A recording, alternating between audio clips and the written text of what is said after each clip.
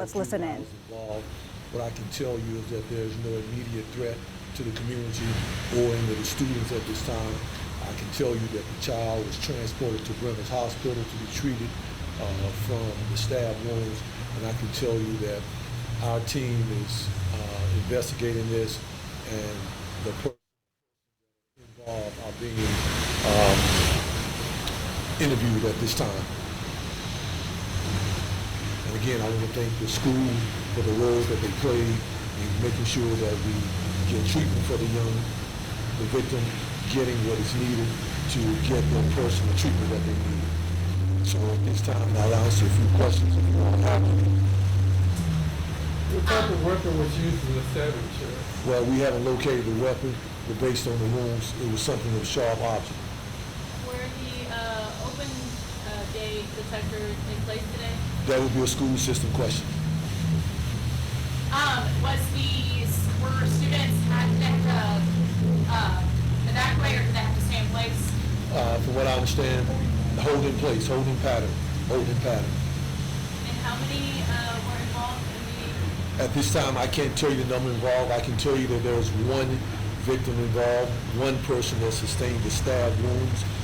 What I can tell you is that even more than a wound, there's a psychological wound that lingers with the students, with the person that received the wound. And so to me, it's more than the physical part. It's the psychological part that will linger not only on this community, but linger in our school system.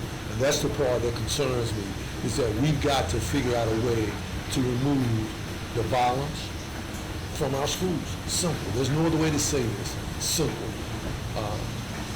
That's my opinion. Sheriff, you've been to a number of incidents at the school system this year. How disappointing is that you guys are competing to come back to the school system to investigate things throughout this whole year so far? It's a good question. It's very frustrating. It's frustrating to me because the frequency is too high. And when you start getting frequencies like this, we're getting toward the end of the school year. The weather has changed. The weather is getting hot. And we're talking about young kids who don't have the ability to ration the decisions, not realizing that their decisions cause conditions. Their decisions cause consequences. Their decisions affect lives. And so it's frustrating to me. Even though this young person will heal, they will always carry the psychological wounds with them. And to me, it's frustrating because we're talking about schools, a place where education is supposed to take place. Can you imagine the psychological effect that the persons, the school system, all of us involved in this, the body keeps scores on this type of incidents. And so to me, it's frustrating. And it should be frustrating to the entire community. It should be. We're talking about children. Back to the incident, Sheriff. This happened in the boys' bathroom, the incident? Yes, sir. Around what time did this happen? About 12:15. You said that you obviously have frustration over this. How will you get that frustration to try to see and solve the solutions that you're saying? I think that we must understand the dynamics. I don't control the school systems. I don't control what the school system uses. You're listening to Forsyth County Sheriff Bobby Kimbrough give an update about a situation over at Glenn High School in Kernersville where there was a fight and a child was stabbed during that fight. That child is now at Brenner Children's Hospital. This is an isolated incident. This is not an ongoing situation. We're going to send it back to regular programming, but you can continue to watch the press conference on our streaming channel, WFMY+.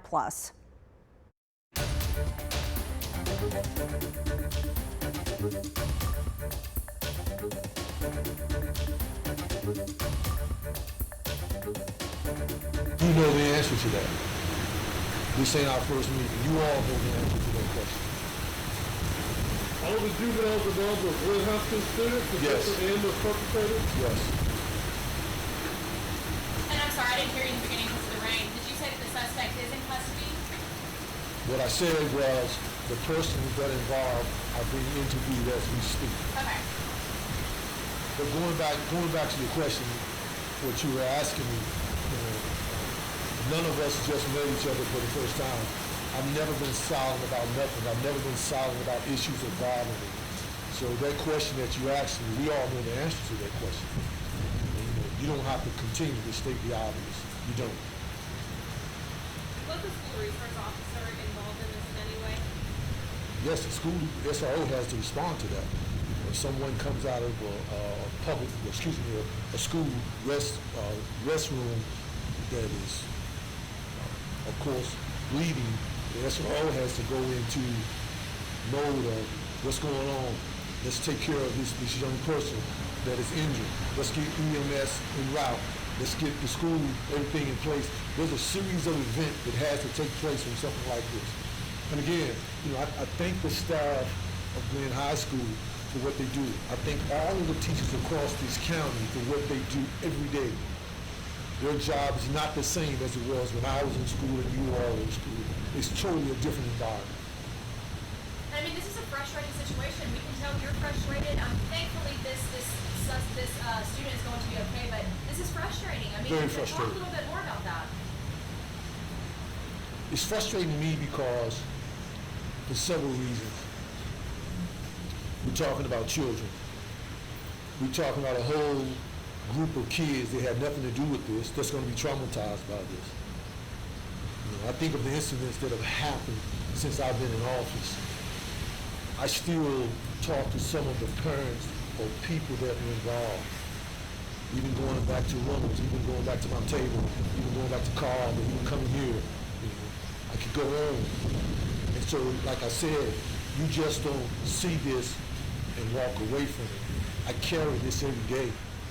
Every day when I wake up, my prayer is, God, let's have a peaceful day where every child comes back home in the same way in which he or she left. That's my prayer every morning. Every morning. Right? So it's frustrating because every school year, my hope is, Lord, let me get through this year. The last thing anybody wants is something to happen on their watch. And these things happening on my watch. And so of course it's frustrating. Of course it is. We were told the student was maybe stabbed by a pencil. Are you able to confirm that this time? Again, I can't tell you what they were stabbed by. I can tell you it was a sharp object. I'll take two more questions from you.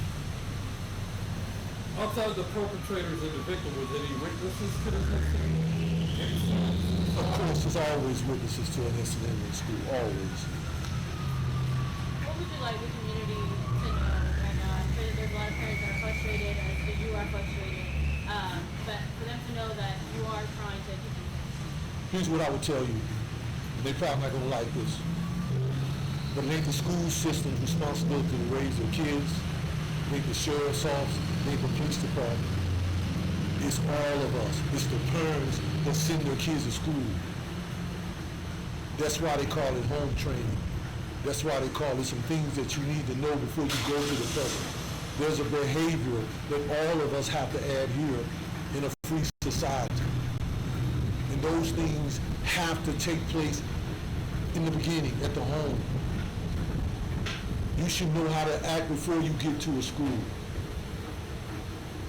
Everybody has there's accountability in this. It ain't the school's responsibility to raise your kids. It's the school's responsibility to educate them, especially at a high school level. It's not. It's not the teacher's responsibility to tell your kid how to act in school. It's not. It's not the teacher's responsibility to tell you that you don't harm people. It's not. It ain't the teacher's responsibility to tell you you don't go to school to fight. If there's an issue, you don't go to your place in your space and resolve it. That ain't what we do. That's why there are adults there. That's why there are SROs there. And we have to get back or go to a place to where we will have zero tolerance. A one and done. A one and done. Because too many people are being affected. The people that had nothing to do with it will need some kind of counsel. If you go to social media now, it's probably blowing up. I don't want to be standing here talking to you all about something like this is happening in my county. I don't. I'd rather be talking to you about a Duke championship game or something positive or 100 beds that we have built a bed programs. I'm going to be talking to you about the food pantries, the clothing closets, not this. And I wasn't coming. But I decided, you know what? We've always operated in the spirit of transparency, and we're going to continue to do that. And that's why I came. And I appreciate you all. Thanks.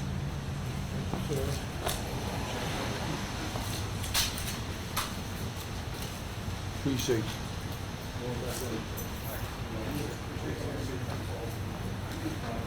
I'll send out an updated release here in a second, okay? Cool, thank you.